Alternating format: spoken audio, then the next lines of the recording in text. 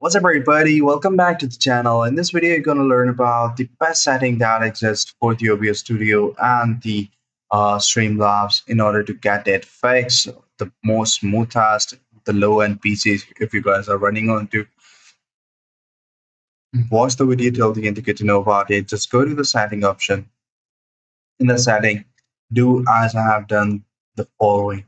Just go to the output option. In the output option, output mode is simple for the streaming purposes. If you guys want to stream for like 1080 pixels, 60 frames, select 4500 bitrate. Otherwise, go with like 2500 for 720 pixels. Now, audio bitrate, don't make it go higher than this one. It won't help you guys.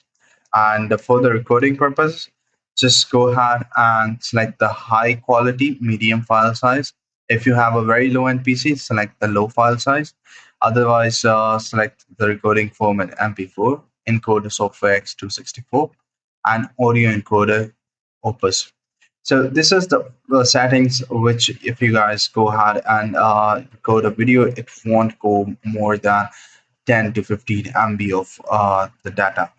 And for this audio purposes, you might be thinking that maybe going with 48 1000 hertz won't be a good option, but it's a good option. And the higher it goes, the more memory it takes. And also, these bands are not available on any microphone. So go with the stereo rather than mono, because you might don't like the mono quality. So just go with the stereo. Don't select any band and select the audio device that you guys want to go with, and that's it. That's the best setting for if you are facing lagging video, if you're facing something like in which the sound is lagging, the fps's are dropping.